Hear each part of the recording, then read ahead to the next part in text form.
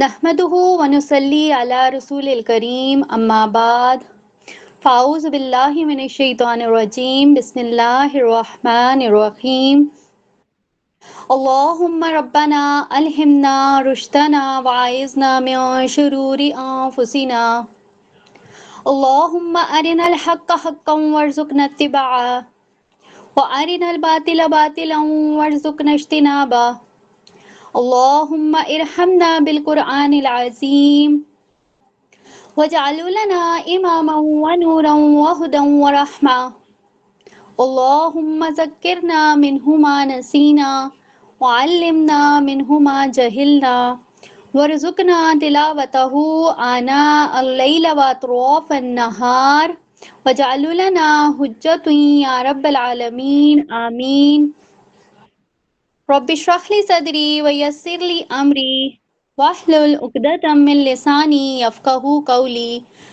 ربی یسر ولا تعسر وتمم بالخیر وبک نستعین آمین یا رب العالمین۔ الحمدللہ ہمارا ایک بہت ہی زبردست ایک سلسلہ جو ہے وہ شروع ہوا، اور آج اگر دیکھا جائے تو اس سے پہلے جو عقیدہ کا کورس ہم نے سٹارٹ کیا، اس سے پہلے ہم نے جو عقیدہ کی اقسام دیکھی تھی اس میں ہم نے توحید الوہیت جو ہے وہ الحمدللہ ہم نے کمپلیٹ کر لیا۔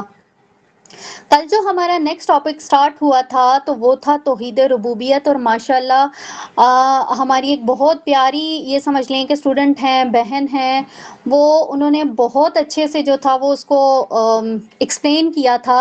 اب اس میں آپ لوگوں نے دیکھا تھا کہ ہم نے توحید ربوبیت جو ہے اس میں 4 چیزوں کو جو ہے وہ ہم اس میں فگر آؤٹ کیا گیا تھا کہ اللہ تعالیٰ جو ہے، ٹھیک ہے، ہم نے اس سے پہلے دیکھا تھا کہ اللہ تعالیٰ معبود ہے، عبادت جو ہے وہ صرف اور صرف اللہ تعالیٰ کی ہی کی جائے گی۔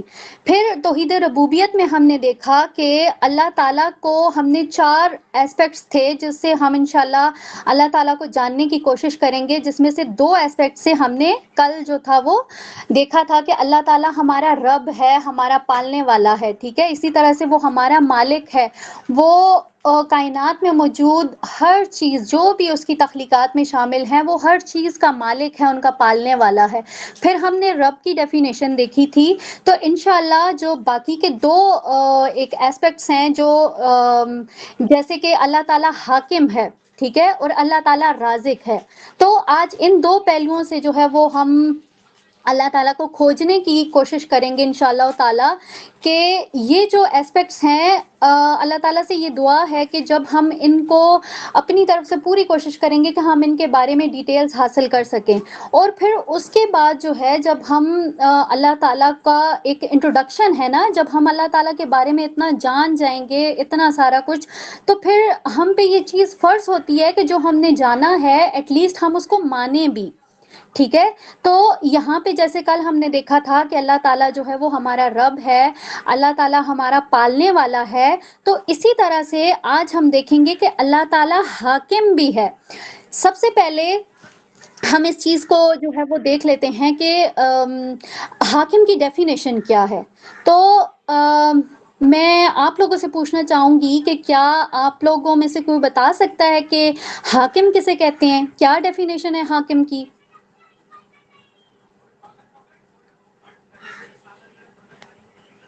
آپ لوگ میسیجز میں پارٹیسپیٹ کر سکتے ہیں۔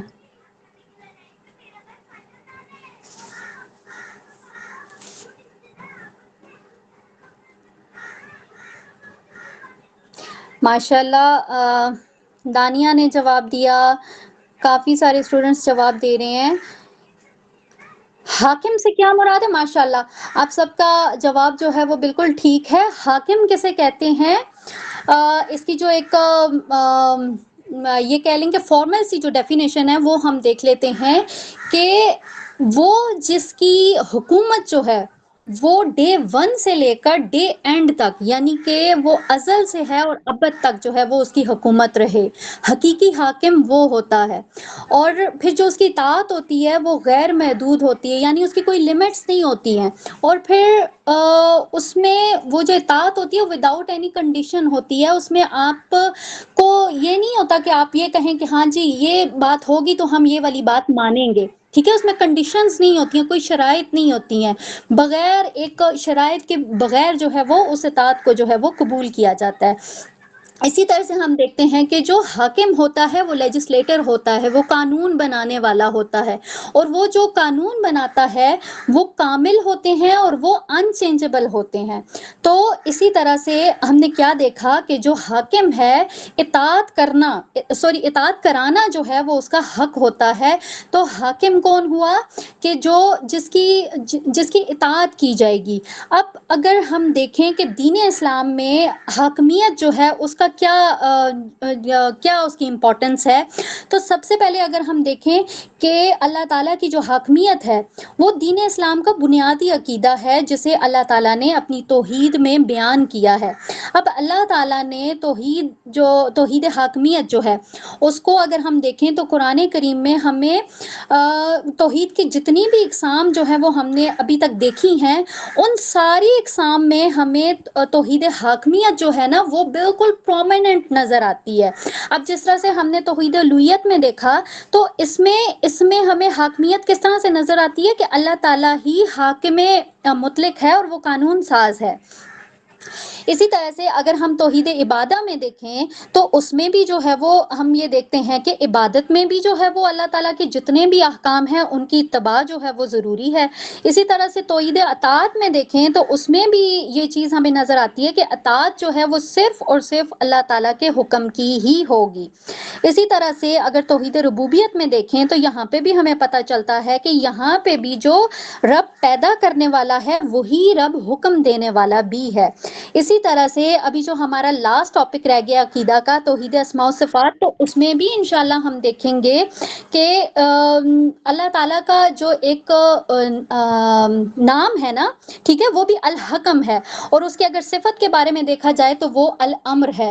تو اس سے بھی ہمیں یہ چیز نظر آتی ہے کہ چاہے وہ توحید الوہیت ہو، توحید ربوبیت ہو یا توحید اسماء و صفات ہو، یہ جو حاکمیت ہے توحید حاکمیت یہ ہمیں ہر جگہ پہ جو ہے وہ یہ پرومیننٹ نظر آئے گی. ٹھیک ہے. اب یہاں پہ ہم یہ دیکھتے ہیں کہ جس طرح سے دین جو ہے وہ اللہ تعالیٰ کے تمام احکام اور اس کے قوانین کے مجموعے کا نام ہے. تو اگر اسپیشلی اگر بات کی جائے دین اسلام کی تو دین اسلام تو قائم ہی اللہ تعالیٰ کی حاکمیت کے اوپر ہے. کیونکہ جب تک آپ کا اسلام میں داخلہ اس وقت تک جو ہے وہ نہیں ہو سکتا جب تک جو ہے وہ آپ اللہ تعالیٰ کی حاکمیت کے اوپر ایمان نہیں لائیں گے. مطلب یہ آپ کے لیے یہ شرط ہے کہ آپ جو ہے وہ اللہ تعالیٰ کی حاکمیت کو ایکسپٹ کریں گے، اس کو تسلیم کریں گے، تو تب بھی آپ دائرہ اسلام میں داخل ہوں گے. تو اگر دیکھا جائے یہ جو توحید حاکمیت ہے یہ قرآن کریم میں بھی ہمیں یہ بہت ساری جگہوں پہ یہ نظر آتی ہے. جیسے جس میں ہم دیکھتے ہیں کہ اللہ تعالیٰ کے جتنے بھی اوامر و نواہی ہیں، مطلب جتنے بھی ڈوز اینڈ ڈونٹس ہیں، اور پھر اس کے بعد جو حکام ہمیں نظر آتے ہیں، جو لاز ہمیں نظر آتے ہیں، اسپیشلی جو جتنی بھی ہمیں یہ اس طرح سے ریلیٹڈ جتنی بھی چیزیں نظر آتی ہیں وہ ساری کی ساری ان میں ہمیں حاکمیت جو ہے وہ نظر آتی ہے. اور پھر جیسے کہ ہم دیکھیں اللہ تعالیٰ کے جو احکام ہیں جیسے نماز ہو گیا، روزہ، حج، زکوٰۃ، اب یہ جتنے بھی احکام ہیں ان سب میں جو ہے وہ ہمیں اللہ تعالیٰ کی حاکمیت اور اللہ تعالیٰ کی عبادت جو ہے وہ نظر آتی ہے. تو اس سے کیا مراد ہوا کہ اللہ پاک کی جو حاکمیت ہے وہ تمام کونی اور شرعی امور، ٹھیک ہے، وہ چاہے وہ انسانوں کے عباداتی امور ہوں، چاہے وہ ان کے سیاسی امور ہوں یا سماجی ہوں، مطلب ہر چیز میں آپ کو جو ہے وہ توحید حاکمیت نظر آتی ہے.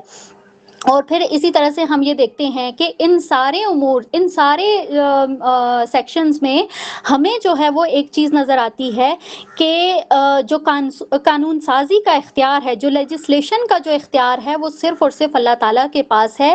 اسی لیے یہ چیز جو ہے یہ ہونی چاہیے کہ عبادت اور اطاعت ان دونوں چیزوں میں جو ہے وہ ہمیں یہ ایک پیورٹی چاہیے کہ وہ عبادت بھی اور اطاعت بھی خاص طور پہ جو ہے وہ اللہ تعالیٰ کے لیے ہونی چاہیے۔ سورہ یوسف کی آیت ہے، آیت نمبر 40۔ اب اس میں کیا کہا جا رہا ہے، کمپلیٹ آیت آپ کے ساتھ شیئر کی جائے گی، لیکن اگر اس میں آپ دیکھیں گے تو اس میں کیا کہا گیا، ان الحکم الا للہ، یعنی کہ حاکمیت جو ہے وہ صرف اور صرف اللہ کے لیے ہی ہے۔ اسی طرح سے ایک اور جگہ پہ اگر ہم دیکھیں تو سورہ کہف آیت نمبر 26 میں بھی ارشاد باری تعالیٰ ہے کہ ولا یشرک فی حکمہ احدا، کہ وہ اپنے حکم میں کسی کو شریک نہیں کرتا۔ تو یہاں سے ہمیں یہ چیز بالکل کلیریفائی ہو جاتی ہے کہ حاکمیت جو ہے وہ صرف اور صرف اللہ تعالیٰ کی ہی ہے۔ یہاں تک آپ کو یہ سارا چیز کلیئر ہو گئی کہ ہم حاکمیت کو کس طرح سے جو ہے وہ انڈرسٹینڈ کر سکتے ہیں؟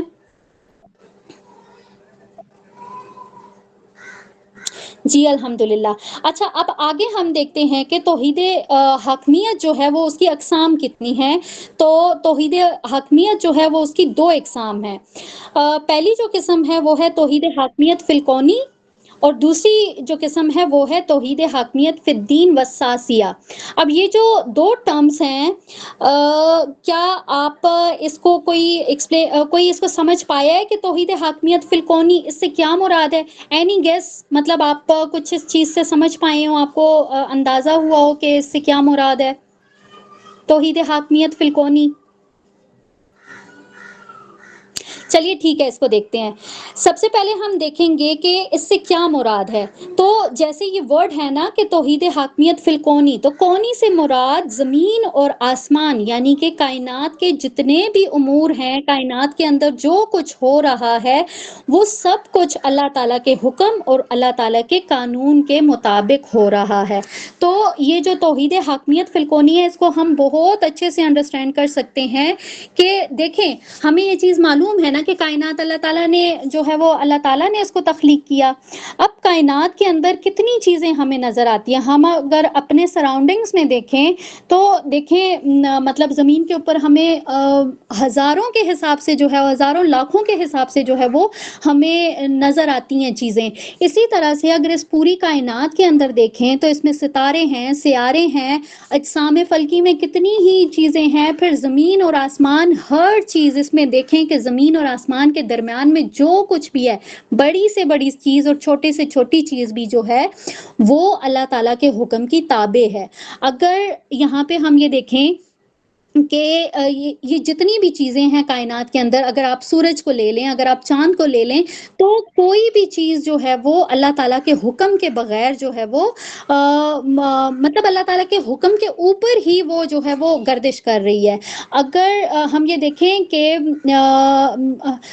یہ جتنی بھی چیزیں ہیں، مطلب آج تک ایسا نہیں ہوا، زمین کو یا تخلیق ہوئے ہوئے کتنے ہزاروں برس گزر چکے ہیں، ٹھیک ہے، اب کبھی بھی ایسا نہیں ہوا کہ کسی دن سورج نے کہا ہو کہ میں نہیں آتا، چاند نے کہا ہو کہ میں بھی آج میں نہیں نکلتا، یا گرمیوں نے کہا ہو کہ گرمیاں ٹائم پہ نہ آئی ہوں، یا سردیاں جو ہیں وہ، یا دن رات میں کوئی کلیش آ گیا ہو۔ تو یہ چیز ہم دیکھتے ہیں کہ کائنات کی ہر چیز وداؤٹ اینی آرگومنٹ، مطلب بالکل چوں چرا کیے بغیر جو ہے وہ حرکت کر رہی ہے۔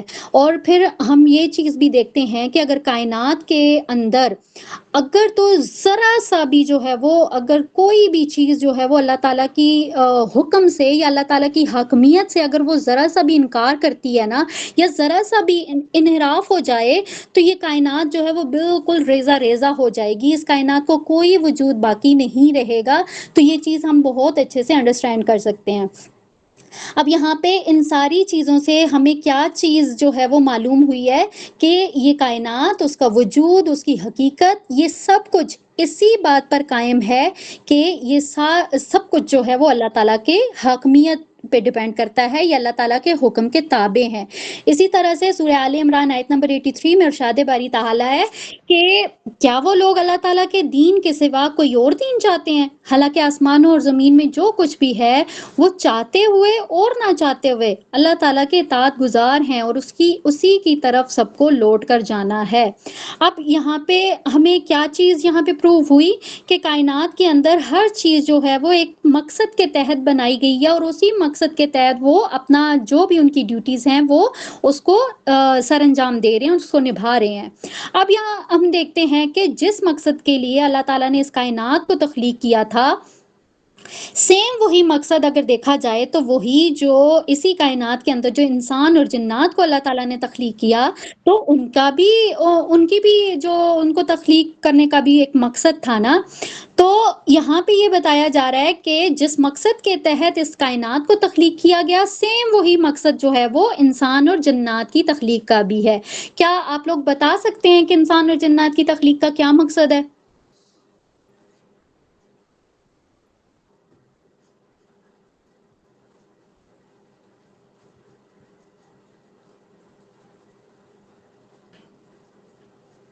ماشاء اللہ، بالکل ٹھیک جواب ہے کہ انسان اور جنات کی تخلیق کا مقصد کیا ہے کہ وہ اللہ تعالیٰ کی عبادت کریں، اللہ تعالیٰ کی اطاعت کریں، اس کے جو احکام ہیں وہ ان کی اطاعت کریں، سیم اسی طرح جس طرح سے کائنات کی ہر چھوٹی بڑی چیز جو ہے وہ اللہ تعالیٰ کی اتباع کر رہی ہے۔ تو یہاں پہ بھی ہمیں یہ چیز نظر آتی ہے۔ اچھا، اس کی ایک اگزامپل دیکھ لیتے ہیں کہ جس طرح سے اب ہمارے پاس اس کی ایک بہت بڑی اگزامپل ہے کہ جس وقت اللہ تعالیٰ کی حاکمیت کا انکار کیا گیا، اور وہ انکار کس نے کیا تھا؟ ابلیس نے کیا تھا۔ تو اس کا انجام کیا ہوا تھا؟ آپ لوگ جانتے ہیں نا، الحمدللہ ہم سارے یہ بات جانتے ہیں کہ جو اس کائنات کا سب سے پہلا گناہ تھا، ٹھیک ہے، وہ کیا تھا؟ وہ اللہ تعالیٰ کے حکم سے انکار تھا۔ وہ کیا ہوا تھا کہ ابلیس نے اللہ تعالیٰ کے حکم سے انکار کیا تھا، اور اس کی وجہ کیا تھی؟ اس کا تکبر۔ اور پھر اس کا انجام بھی جو ہے وہ ہماری آنکھوں کے سامنے ہے۔ ہمیں قرآن کریم کے اندر بہت کلیئرلی جو ہے یہ چیز پتہ چلتی ہے کہ اللہ تعالیٰ نے پھر اس کو ہمیشہ ہمیشہ کے لیے دھتکار دیا۔ اب خود امیجن کریں کہ ایک ایسا عبادت گزار ایک وہ جنات میں سے تھا، اور پھر اس کی اتنا زیادہ اس کا وہ لیول بڑھتے بڑھتے بڑھتے وہ ملائکہ تک جو ہے وہ اس کی رسائی ہو گئی، اور ہر چیز میں جو تھی اس کی پارٹیسپیشن تھی، اور اتنی زیادہ سروسز کے بعد اس کے ساتھ کیا ہوا کہ اس کو دھتکار دیا گیا، اور وجہ کیا ہے؟ صرف ایک حکم سے انکار۔ تو یہاں پہ اگر ہم یہ دیکھیں تو یہ ایک واقعہ ایسا ہے کہ اگر ہم اس سے سبق حاصل کرنا چاہیں نا تو ہم اس سے سبق حاصل کر سکتے ہیں، ٹھیک ہے۔ یہ بہت بڑی اگزامپل ہے ہمارے پاس کہ اللہ تعالیٰ کے حکم سے انکار کا رزلٹ کیا ملتا ہے۔ اب اسی چیز کو اگر ہم دیکھیں تو احکام تو ہمارے سامنے بھی بہت سارے آتے ہیں، ہمیں بھی مطلب الحمدللہ اب ہم قرآن کریم کی اس کو پڑھ رہے ہیں، اس کو جان رہے ہیں، ہم اس کی تفسیر کرتے ہیں، ہم دیکھتے ہیں اس میں بہت سارے چھوٹے بڑے احکام ہمیں نظر آتے ہیں، ٹھیک ہے۔ تو احکام تو ہمارے سامنے بھی آتے ہیں۔ ایک چھوٹا سا حکم تھا نا کہ سجدہ کرنا تھا، تو ابلیس نے تکبر کیا، اور وہ یہ سمجھ لیں کہ وہ عرش سے فرش پہ آ گیا۔ تو کیا ہم اپنے آپ کو اس لائق سمجھتے ہیں کہ ہم اتنے عبادت گزار ہیں، ہماری عبادتیں اتنی پیور ہیں کہ ہمیں جو ہے وہ اتنے گناہ لے کے اگر ہم اللہ تعالیٰ کے پاس جائیں گے تو ہمارا جو ہے وہ بخشش ہو جائے گی؟ نو ڈاؤٹ اللہ تعالیٰ جو ہے وہ غفور رحیم ہے، وہ اگر معاف کرنے پہ آئے تو وہ تو کسی ایک چھوٹی سی نیکی کو بھی لے کے جو ہے وہ اتنے پہاڑوں جیسے گناہ جو ہے وہ معاف کر دے گا۔ لیکن یہاں پہ ہمیں جو پوائنٹ ہے سمجھنے کے لیے وہ کیا ہے کہ اللہ تعالیٰ کی حاکمیت جو ہے وہ اس کو ہم نے ایکسیپٹ کرنا ہے، اللہ تعالیٰ کے حکم کی اتباع کرنی ہے، اطاعت کرنی ہے۔ تو ہمیں جو مین چیز ہے وہ یہاں پہ یہی نظر آتی ہے کہ جہاں پہ بھی جس بھی پوائنٹ پہ اب ہمارے سامنے اگر اللہ تعالیٰ کا حکم آ جائے تو وہاں پہ بلا چوں چرا، بغیر کسی بحث و تکرار کے وہ ہم نے اس کے اوپر سر تسلیم خم کرنا ہوتا ہے۔ وہاں پہ انکار کی گنجائش جو ہوتی ہے وہ نہیں ہوتی، نہ ہی وہاں پہ انکار کی اجازت ہوتی ہے۔ تو اس چیز کو جو ہے وہ ہم نے بہت اچھے سے سمجھنا ہے۔ سیم ایک سورہ نام میں بھی ہمیں وہی کانٹیکسٹ ملتا ہے آیت نمبر 57 میں کہ اللہ تعالیٰ ہی جو ہے وہ حاکم اعلیٰ ہے۔ تو یہ تو ہوگی توحید کی پہلی قسم، توحید فی الکونی۔ اب جو دوسری اس کی قسم ہے توحید حاکمیت فی الدین والساسیہ، ٹھیک ہے۔ اینی گیس کہ آپ اس کو سمجھ سکے ہیں کہ اس سے کیا مراد ہے؟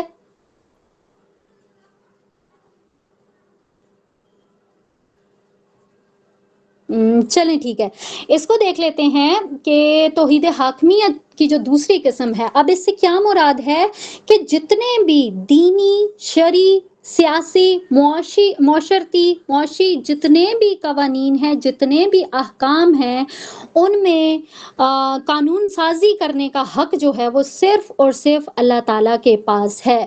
مطلب سمپل وے میں ہم اس کو اس طرح سے سمجھ سکتے ہیں کہ تمام جتنے بھی جو امور ہیں، وہ چاہے دینی ہوں، شرعی ہوں، سیاسی ہوں، معاشی ہوں، ہر چیز میں جو ہے وہ قانون بنانے کا اختیار جو ہے وہ صرف اور صرف اللہ تعالیٰ کے پاس ہے. سیکنڈ نیم ریپیٹ کر دیں، یہ ہے توحید حاکمیت فی الدین والسیاسیہ. ٹھیک ہے، تو اب یہاں پہ ان دونوں جو اس کی اقسام ہے اس کو ہم نے سمجھ لیا الحمدللہ. اب اس کا کنکلوژن دیکھ لیتے ہیں.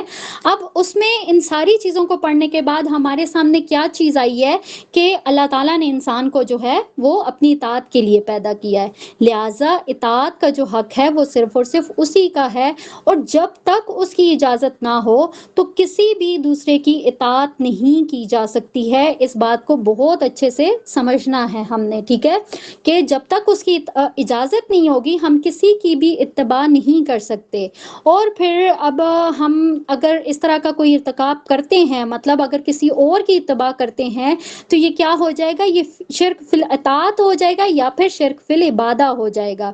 سورہ حج کی آیت نمبر 34 میں ہے کہ تمہارا الہ صرف ایک ہی ہے، لہٰذا اسی کی اطاعت کرو. اب یہ جو بات ہے نا، اس کو اگر اس کے اوپر بات کی جائے تو مطلب پورا ایک لیکچر ریکارڈ کیا جا سکتا ہے کہ تمہارا الہ صرف ایک ہی ہے. لیکن الحمدللہ یہ جو کورس ہم نے سٹارٹ کیا تو اس میں اسی ایک چیز کے اوپر فوکس کیا گیا کہ ہم نے اپنے الہ کو پہچاننا ہے. اور پھر ہمیں یہ چیز بھی نظر آتی ہے کہ اللہ تعالیٰ کی اطاعت جو ہے وہ اللہ تعالیٰ کے قانون پر عمل کرنے سے ہوگی. اور وہ جو قوانین ہے وہ ہمیں یہ چیز بھی بہت اچھے سے سمجھ آ جاتی ہے کہ ان تمام قوانین کا بنانے والا کون ہے؟ صرف اور صرف اللہ تعالیٰ کی ذات ہے. سورہ شورا کی آیت نمبر 13 ہے، ڈیٹیل یہ آیت ہے. اب اس کو آپ نے پڑھنا ہے.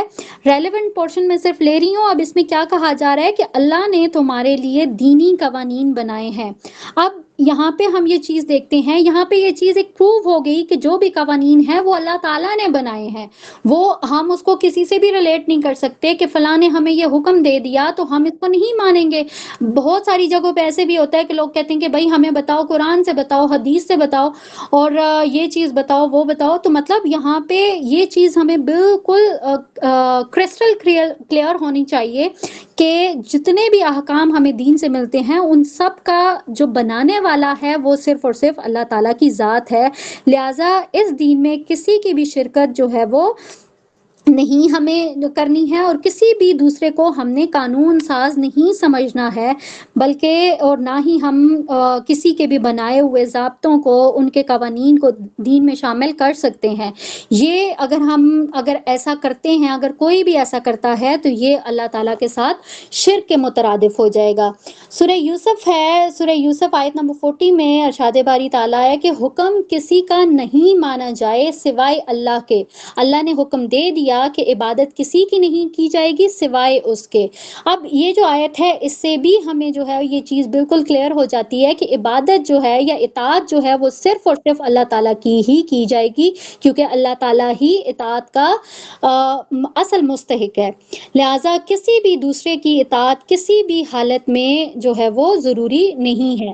اب یہاں پہ اطاعت جو ہے وہ کسی دوسرے کی صرف اور صرف اسی صورت میں کی جا سکتی ہے کہ جب اس اطاعت کا حکم خود اللہ تعالیٰ جو ہے وہ دے رہا ہو.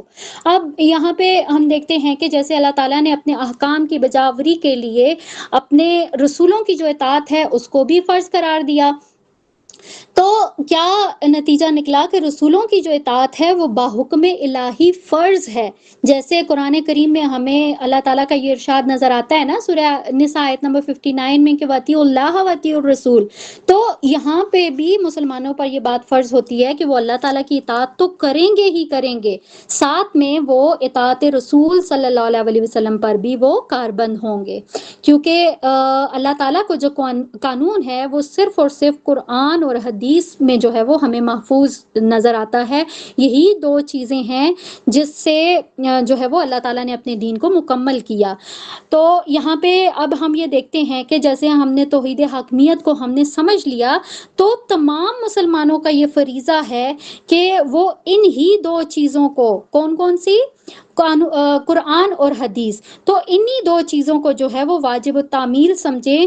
ہمیں چاہیے کہ ہم یہ جتنے بھی فرقہ وارانہ مذاہب ہیں ان کو بالائے طاق رکھیں, فرقہ بندی کو ختم کر دیں, اللہ تعالیٰ کو ایک مانیں اور اسی کو حاکم مان کر جو ہے وہ سب ایک ہو جائیں. تو یہاں پہ یہ ایک بہت بڑی جو ایک دلیل ہے اللہ تعالیٰ کی حاکمیت کی وہ ہمیں نظر آتی ہے, اور وہ کیا ہے؟ قرآن اور حدیث. الحمدللہ یہاں پہ اللہ تعالیٰ کو ایز اے حاکم ہم نے دیکھ لیا. ہمارا جو لاسٹ رہتا تھا ایک اور پہلو کہ جس سے ہم اللہ تعالیٰ کو انشاءاللہ اس بارک و تعالیٰ ہم اللہ تعالیٰ کو سمجھنے کی اللہ تعالیٰ کا تعارف جو ہے وہ جانیں گے, اور وہ کیا ہے کہ اللہ تعالیٰ ہمارا رازق ہے. اب یہ چیز ہم تو سمجھتے تو ہیں, ٹھیک ہے, ہم اس بات کو کافی حد تک مطلب سمجھتے بھی ہیں, ہم مانتے بھی ہیں کہ اللہ تعالیٰ ہمارا رازق ہے, لیکن ہمارے عمل سے جو ہے نا وہ کہیں پہ بھی یہ بات ظاہر نہیں ہوتی کہ اللہ واقعی ہمارا رازق ہے. تو یہاں پہ اس بات کی بہت ضرورت ہے کہ اس بات پہ ہمارا یقین ہونا چاہیے کہ اللہ تعالیٰ نے جس کے حصے کا جتنا رزق متعین کر دیا ہے وہ اسے ہر حال میں پہنچ کر رہے گا. اب وہ شخص چاہے وہ فرما بردار ہے چاہے وہ نافرمان ہے, اس کے نصیب میں جو کچھ بھی لکھ دیا گیا ہے وہ اسے ضرور بضرور اس کو وہ مل کے رہے گا. اب جیسے ہم یہ بات دیکھتے ہیں کہ جو اللہ رب العالمین ہے جس نے ہمیں عدم سے وجود بخشا, کل ہم نے دیکھا تھا نا کہ اللہ تعالیٰ یہ زمین اور آسمان یہ جو کچھ بھی اللہ تعالیٰ یہ پہلے موجود نہیں تھا, اللہ تعالیٰ نے اس کو عدم سے جو تھا وہ وجود بخشا تھا. پھر ہم نے حضرت آدم علیہ السلام کی تخلیق کے بارے میں بھی دیکھا. تو یہ چیز ہم دیکھتے ہیں کہ جس طرح سے اللہ تعالیٰ نے انسان کو تخلیق کیا, ایک بے جان چیز سے جو ہے وہ ایک جاندار بنایا. ہم قرآن کریم میں یہ بات پڑھتے ہیں نا کہ انسان کی تخلیق کیا ہے؟ محض ایک گندا پانی, ٹھیک ہے, ایک بے جان چیز ہے جس سے ایک جاندار کو اللہ تعالیٰ نے بنایا ہے. اور پھر اس کے بعد کل ہم نے یہ بھی الحمدللہ دیکھا تھا کہ اللہ تعالیٰ نے ہمیں پیدا کر کے ایسے ہی وہ کہتے ہیں نا کہ چھوڑ نہیں دیا کہ بس پیدا کر دیا اور بس ختم, اب اس کی ذمہ داری کوئی نہیں ہے, نہیں, بلکہ اللہ تعالیٰ یہ سمجھیں کہ اس کی لائف کے آخری دن تک اس کو وہ پال رہا ہوتا ہے. تو یہاں پہ ہم یہ دیکھتے ہیں کہ اللہ تعالیٰ نے بہت ساری چیزیں جو ہے وہ زندگی میں ہمیں عطا کی ہوئی ہوتی, اور پھر یہ جتنی بھی چیزیں ہیں یہ ساری آسائشیں یہ ہماری لائف کو آسان بنانے کے لیے ہوتی ہیں تاکہ ہم بآسانی اپنی زندگی جو ہے وہ گزار سکیں. اور پھر جس مقصد کے لیے اللہ تعالیٰ نے ہمیں پیدا کیا ہے وہ مقصد حاصل کریں. اب یہاں پہ سوال یہ پیدا ہوتا ہے کہ کیا جو ہماری تخلیق کا مقصد تھا کیا وہ مقصد ہم پورا کر رہے ہیں؟ مطلب یہ ایک سوال ہے, یہ میرے لیے بھی ہے, یہ آپ سب کے لیے ہے. کیا ہمیں یہ چیز ہم نے الحمدللہ یہ چیز پڑھ لی نا کہ اللہ تعالیٰ نے ہمیں کس مقصد کے لیے پیدا کیا تھا, تو کیا ہم وہ مقصد وہ حاصل ہو رہا ہے ہمیں جو ہماری تخلیق کا مقصد تھا؟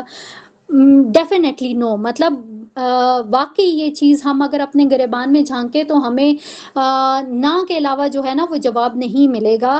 اور ہم یہاں دیکھیں کہ جس طرح سے سورہ زاریات آیت نمبر 56 میں بھی اللہ تعالیٰ نے کیا بتایا کہ اللہ تعالیٰ نے انسانوں کو صرف اور صرف اپنی عبادت کے لیے پیدا کیا ہے. اور پھر ہم یہ دیکھتے ہیں کہ صرف انسانوں کو ہی نہیں بلکہ جنات کو بھی اللہ تعالیٰ نے عبادت کے لیے پیدا کیا, ان کو بھی اطاعت کے لیے پیدا کیا. اب جب پیدا کیا تو انسان کا زندہ رہنا ضروری ہے. اب زندہ رہنے کے لیے اس کو غذا کی ضرورت ہے obviously. اور پھر جب ہم یہ دیکھتے ہیں کہ اللہ تعالیٰ کی بے شمار صفات ہیں اور اس میں سے ایک صفت جو ہے وہ رزاق بھی ہے, اب جس کا معنی کیا ہے؟ رزق دینے والا. اور پھر ہم نے الحمدللہ کل یہ حدیث بھی دیکھی تھی کہ جس وقت اللہ تعالیٰ کسی انسان کو اس دنیا میں بھیجتا ہے تو اس کو اس دنیا میں بھیجنے سے پہلے مطلب ماں کے پیٹ میں ہی اس کے لیے 4 چیزوں کا جو ہے وہ لکھ دیا جاتا ہے. اب یہ 4 چیزیں کون کون سی ہیں؟ کسی کو یاد ہے؟ کل ہم نے حدیث میں پڑھا تھا.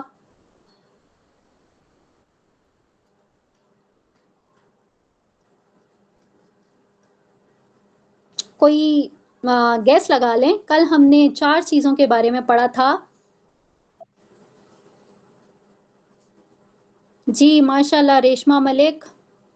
اس کی عمر کے بارے میں ماشاءاللہ ساجدہ آصف آپ کا جواب بالکل ٹھیک ہے کہ انسان کے لیے 4 چیزیں جو ہیں وہ ماں کے پیٹ میں ہی اس کے لیے وہ لکھ دی جاتی ہیں.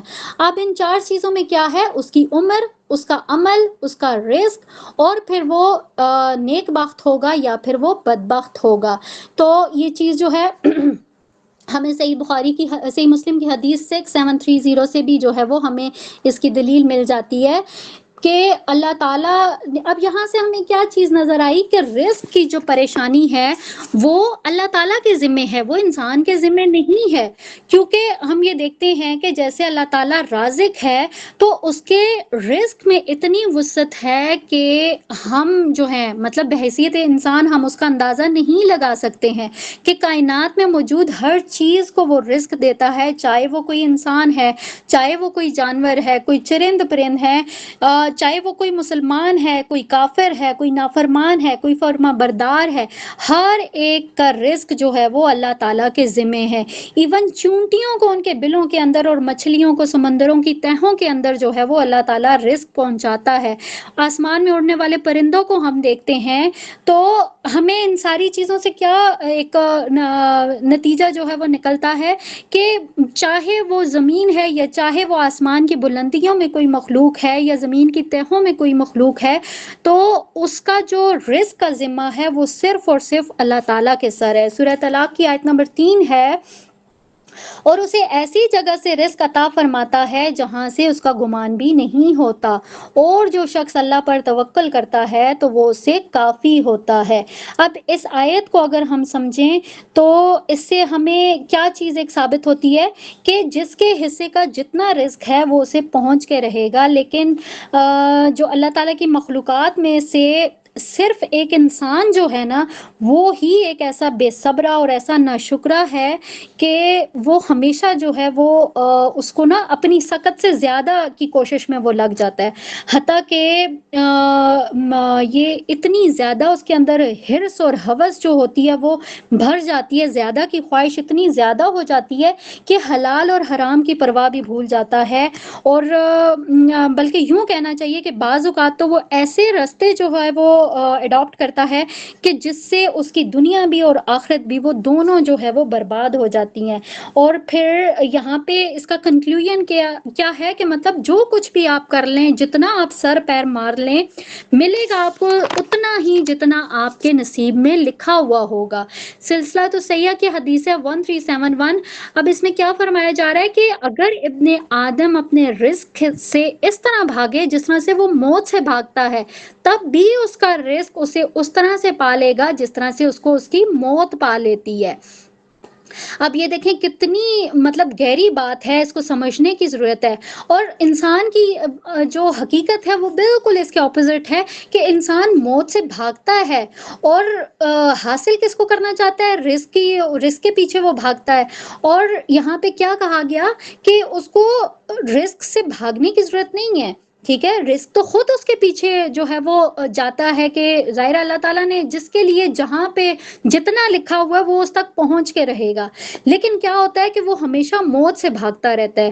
اور اگر وہ زمین کی تہوں میں مطلب ہمارے پاس اتنی ایک کلیئر ایک ابھی ہم ریسنٹلی یہ بات ہمارے مشاہدے میں آئی کہ اگر زمین کی تہوں کے اندر اگر اللہ تعالیٰ نے آپ کی موت لکھی ہے تو آپ اس سے بھاگیں گے نہیں، آپ خود وہاں پہ چل کے جائیں گے. اور یہ چیز ہم نے ابھی ریسنٹلی یہ چیز ہمارے مشاہدے میں آئی کہ کس طرح سے وہ 5 لوگ کتنے اربوں ڈالرز وہ دے کے اور وہ اپنی موت خرید کے وہ سمندر کی تہہ میں چلے گئے.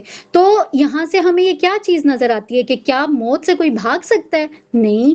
تو پھر جس طرح سے موت سے جو ہے وہ ہم نہیں بھاگ سکتے ہیں، اور بہت ساری ایسی چیزیں ہوتی ہیں کہ ہمیں موت بھول جاتی ہے، اور حلال حرام اور زیادہ کی خواہش اور ان ساری چیزوں میں پڑھ کے موت بھول جاتی ہے. حالانکہ موت تو کہیں پہ بھی جہاں پہ بھی ٹائم پورا ہو گیا وہ وہاں پہ آ جانی ہے.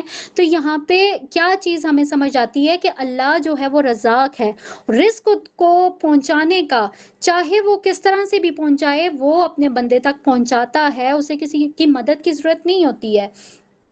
سورہ آل عمران کی آیت نمبر 37، بے شک وہ جسے چاہتا ہے بے حساب رزق دیتا ہے۔ اب یہ دیکھیں ہم کتنے ہاتھ پاؤں مار لیں کہ جی ہمارے پاس زیادہ آ جائے۔ آج کل تو وہ سیونگز کے چکر میں ہر کوئی جو ہے وہ لگا رہتا ہے، تو جتنا جس کے نصیب میں لکھا ہوا ہے نا اتنا ہی اس کو ملے گا، اور جس کے لیے اللہ تعالیٰ نے بے حساب لکھا ہے تو اس کو پھر بے حساب وہ دیتا بھی ہے۔ اب یہاں پہ ہم اللہ رب العزت کی شان دیکھتے ہیں کہ کوئی اس کا کتنا ہی نافرمان ہوگا، کوئی اس کو معبود تک تسلیم نہیں کرتا، اس کی حمد و ثنا نہیں کرتا، اس کی عبادت نہیں کرتا، لیکن اللہ تعالیٰ کی شان دیکھیں کہ وہ پھر بھی اسے محروم نہیں رکھتا۔ وہ اب یہی چیز، یہی اللہ تعالیٰ کی شان رزاقیت ہے کہ جس کی وسعت سے اس کی تمام مخلوقات جو ہیں وہ سراب ہوتی رہتی ہیں۔ اب یہاں پہ ہم نے یہ چیز دیکھی نا کہ اللہ تعالیٰ کی مخلوقات جو ہیں وہ بے شمار ہیں، بہت سی ایسی مخلوقات ہیں کہ جن کو ابھی تک انسان ڈسکور بھی نہیں کر سکا ہے۔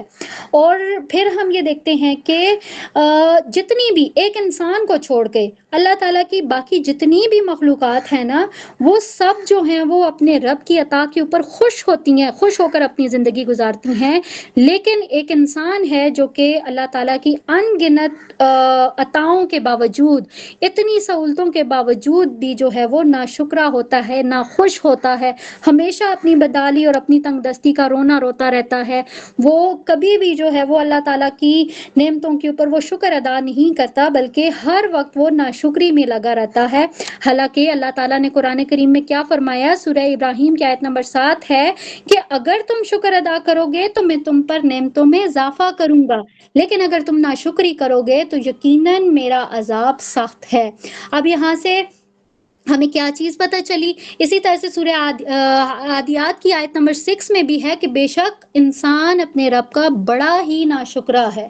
اور پھر اگر دیکھا جائے تو انسان کے مقابلے میں دوسری جتنی بھی مخلوقات ہیں وہ اپنے رب کی دیا ہوا جو رزق ہے نا وہ اس کے اوپر بہت مطمئن نظر آتے ہیں۔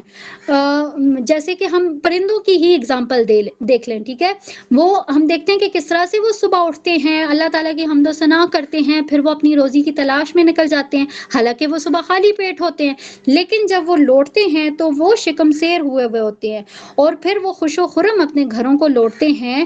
اور پھر ایک چیز یہاں پہ یہ بھی یاد رکھیے کہ ان کے لیے رزق کی کوئی بھی جگہ جو ہے وہ متعین نہیں ہے کہ یہاں پہ آپ جاؤ گے تو یہاں سے ہی آپ کو رزق ملے گا، ادھر ادھر نہیں جانا، مطلب ان کے لیے کوئی جگہ جو ہے وہ متعین نہیں ہے۔ لیکن اس کے برعکس اگر دیکھا جائے تو انسان کو اگر کمپیئر کریں گے نا تو وہ اتنا حریص ہو چکا ہے کہ اس کا پیٹ بھرتا ہی نہیں ہے۔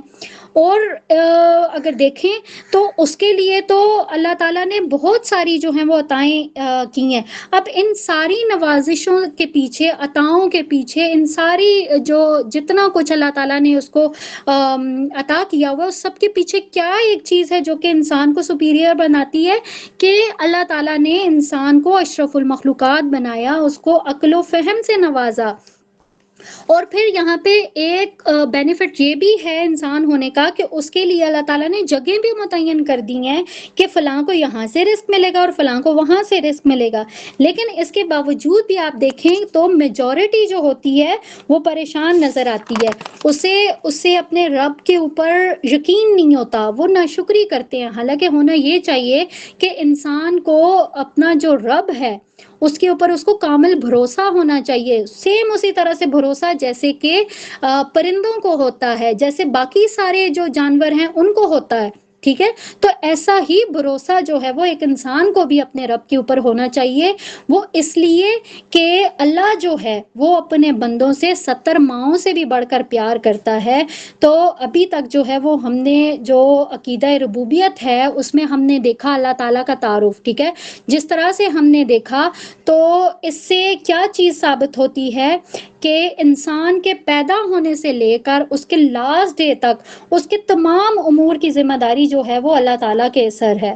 ٹھیک ہے، انسان سے صرف اتنی سی ہی ڈیمانڈ ہے اللہ تعالیٰ کی کہ وہ اپنے رب کا مطیع فرمان ہو جائے، اس کے احکامات، اس کے اوامر و نواہی، ٹھیک ہے، اس کو وہ قبول کر لے، اس کے اوپر وہ ویسا بھروسہ کرے جیسا اس کے اوپر بھروسہ کرنے کا حق ہے، اور پھر سب سے بڑھ کر صرف اسی کا غلام بن جائے، تو جو دنیا میں جو حالت اس وقت مسلمانوں کی ہے نا وہ بہت بہتر ہو جائے گی۔ مطلب ہمیں یہ بات بہت اچھے سے سمجھنے کی ضرورت ہے کہ عبد کی غلامی کے بجائے معبود کی غلامی اختیار کریں، تو جتنے بھی انسان کے مسائل ہیں نا وہ سارے کے سارے حل ہو جائیں گے انشاءاللہ تعالی۔ اللہ تعالی ہمیں سننے، سمجھنے اور عمل کرنے کی توفیق عنایت فرمائے۔ بارک اللہ لی و لکم فی القرآن الکریم ونفعنی وإیاکم مما فیہ من الآیات وذکر الحکیم وتقبل منی ومنکم تلاوتہ انہ هو الغفور الرحیم۔ سبحانک اللہم وبحمدک نشہد ان لا الہ الا انت نستغفرک ونتوب الیک۔ جزاکم اللہ خیرا کثیرا۔ السلام علیکم ورحمۃ اللہ وبرکاتہ۔